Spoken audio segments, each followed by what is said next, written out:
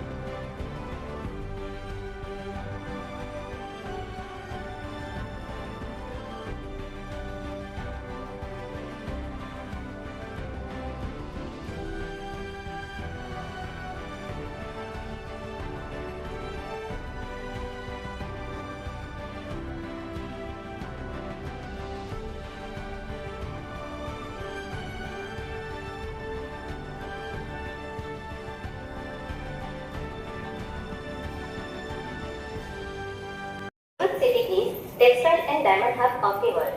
Textile industries of Surat is reputed for manufacturing of best quality of polyester and viscose fabric. There are more than 450 textile processing units in Surat,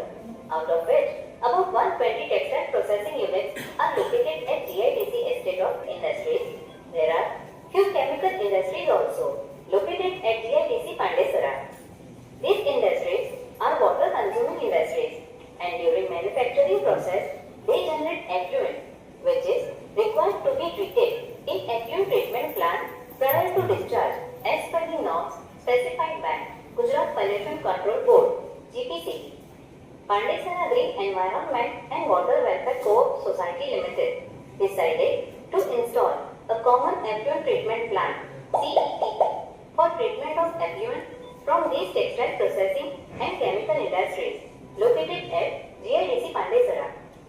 The purpose of CETP was to provide a common facility for effluent treatment on larger scale, which will enable industries to install state-of-art treatment facility at affordable operating cost. Example,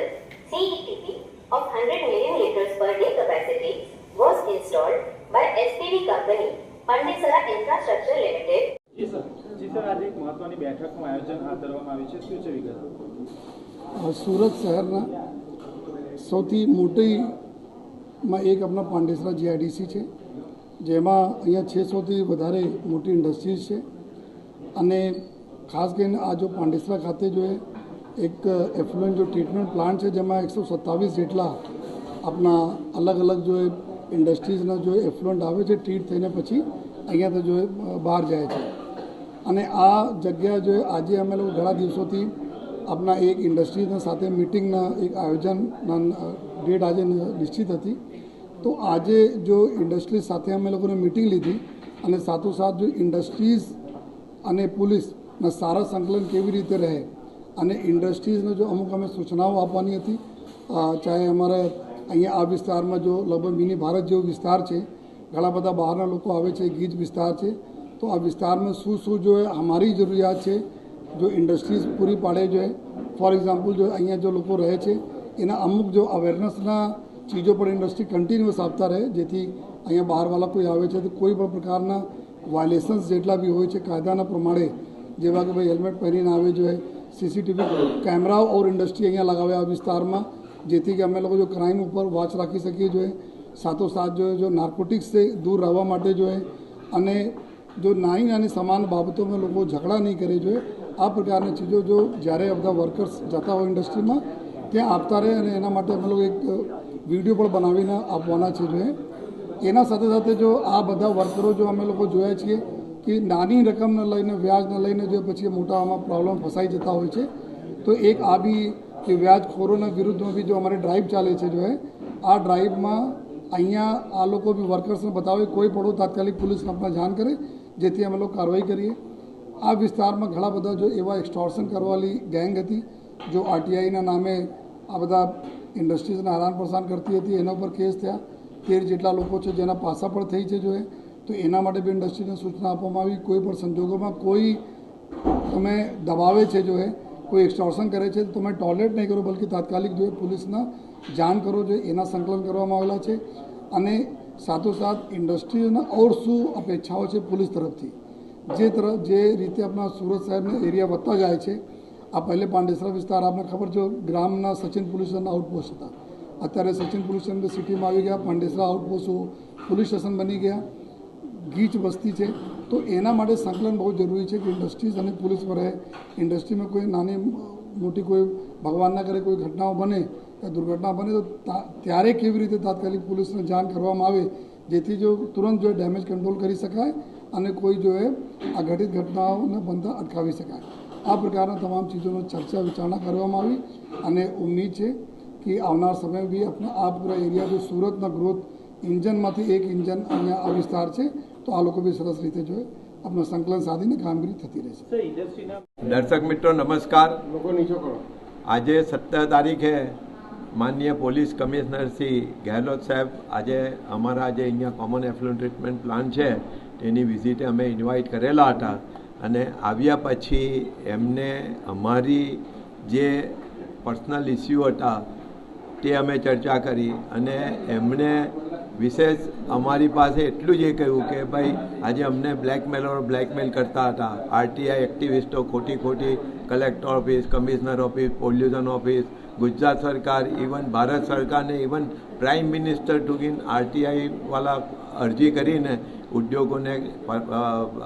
પરેશાન કરતા હતા. લગભગ એ કામ બંધ થઈ ગયું છે અને સાહેબે એમાં ખૂબ સારી રીતે એને ટેકલ કરીને એ કામ બંધ થયું છે. બીજું જે નાના મની એક્સટર્નલ હતા તે પણ બંધ થઈ ગયા છે. ત્રીજી વસ્તુ કે જે સેફટીની વાત છે એમને જે સૂચન આપ્યા છે એમાં કેમેરા પર એમને ખૂબ મોટો ભાર મૂક્યો છે ને અમે ચોક્કસ સાહેબ કહેશે કે અમે લોકલ પોલીસની સાથે ગઢવી સાહેબ છે, ખૂબ સારા ઓફિસર છે, એમની સાથે રહીને જ્યાં એમની જરૂર હશે તો અમે એમની સાથે જ છે. ને છેલ્લી જો વાત કરું તો પોલીસ જે કંઈ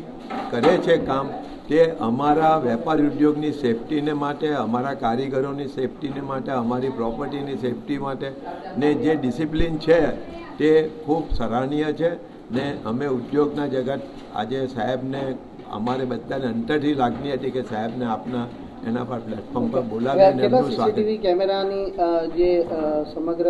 સેફટી જાળ આ વિસ્તારોની અંદર લાગે? અત્યારે તો અમે એક્ઝેક્ટ તો મને ડેટા ખબર નથી, પણ જેમ જેમ પોલીસની ખાતે કોઈ પણ વસ્તુ છે કે ભાઈ એના પાંડેસરા જીઆઈડીસીના 3 કે 4 આઉટલેટ છે કે ઇનલેટ છે, ત્યાં અમે હાઈ રિઝોલ્યુશનના કેમેરા અમે લગાવેલા છે. એટલે કોઈ પણ માણસ પાંડેસરાથી આવે ને કયા રસ્તે આવ્યો છે, કયા રસ્તે જાય છે એ ડિટેક્ટ થાય છે. બાકી જે અમુક ગલીએ અમુક છે દરેક ફેક્ટરીમાં પોતાના ગેટ અગર કેમેરા લગાવેલા છે, બહાર રોડના કેમેરા છે. એટલે અત્યારે હવે છેલ્લા 6-8 મહિનાથી કોઈ પણ એવો પ્રશ્ન નથી બન્યો ને કોઈ સાધારણ પ્રશ્ન બન્યો પણ હોય. એક હમણાં થોડા વખત પહેલાં એવું હતું કે કોઈક કામદાર હતો, લેડીઝ કામદાર હતી,